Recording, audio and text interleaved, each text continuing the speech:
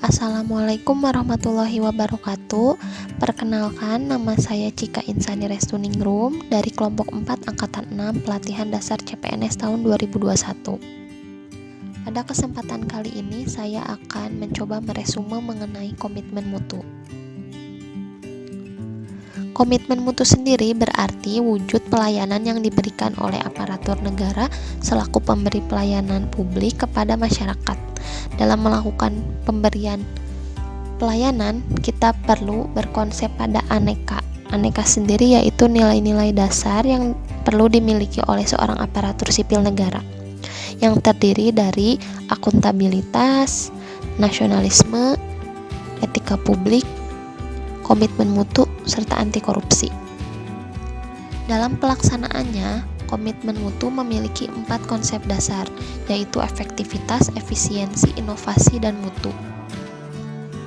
Yang pertama, ada konsep efektivitas. Efektivitas sendiri bisa diartikan sebagai tercapainya tujuan sebuah organisasi.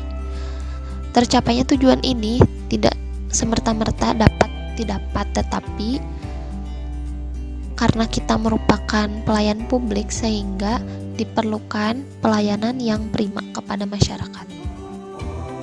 Yang kedua ada efisiensi. Efisiensi ini berarti sumber daya yang kita gunakan untuk mencapai tujuan. Nah, tujuan kita ini adalah memberikan pelayanan kepada masyarakat. Nah, sumber daya ini perlu digunakan sebaik-baiknya, tidak boleh terlalu berlebihan dalam penggunaannya. Yang ketiga ada inovasi. Inovasi sendiri berarti bagaimana cara kita agar dapat beradaptasi dengan perubahan-perubahan yang terjadi di sekitar kita. Yang keempat ada mutu. Mutu ini berarti keinginan dan kebutuhan konsumen. Jadi selama dilakukannya pelayanan, kita harus mengetahui bagaimana kebutuhan dan keinginan konsumen agar tujuan yang kita tentukan dapat tercapai. Selanjutnya ada nilai-nilai dasar komitmen mutu. Yang pertama ada komitmen pada kepuasan konsumen. Jadi selama kita memberikan pelayanan publik kepada masyarakat, yang menjadi tujuan kita adalah kepuasan customer selama diberikannya pelayanan. Yang kedua yaitu kita perlu melakukan pelayanan secara cepat namun tepat, dan kita harus mempertahankan sifat ramah selama diberikannya pelayanan. Yang ketiga ada melayani dengan hati, artinya selama pelayanan kita harus memberikan pelayanan secara ikhlas kepada masyarakat.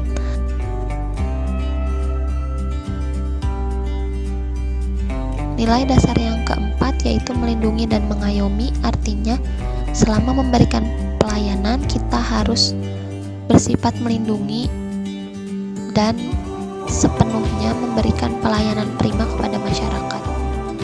Yang kelima yaitu perbaikan dan berkelanjutan, artinya komitmen mutu ini juga berdasar pada terbentuknya hal-hal yang baru yang kita ciptakan melalui inovasi yang terus-menerus kita lakukan sesuai perkembangan zaman, yaitu pendekatan inovasi. Dalam berinovasi terdapat berbagai cara-cara, yaitu yang pertama penemuan. Penemuan ini berarti cara berkreasi kita pada hal yang belum pernah dilakukan sebelumnya.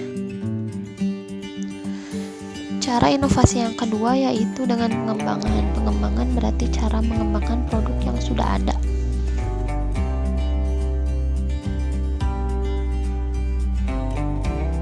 Yang ketiga yaitu duplikasi.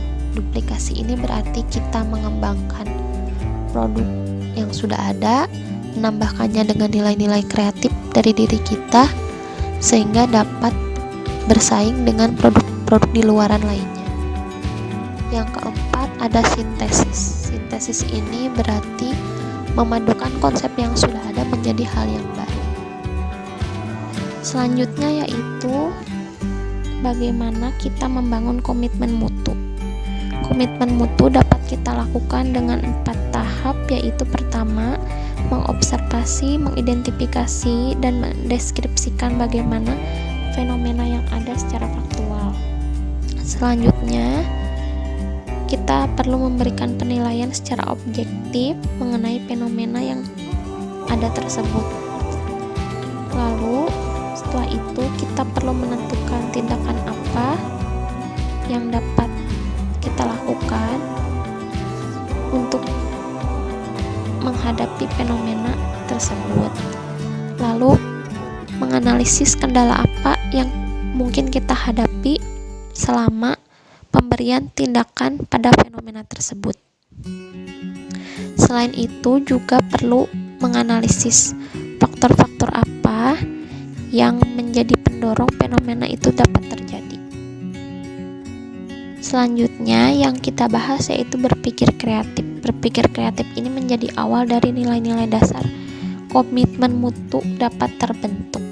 Dengan berpikir kreatif, kita bisa menumbuhkan inovasi yang dapat meningkatkan mutu pelayanan menjadi lebih baik.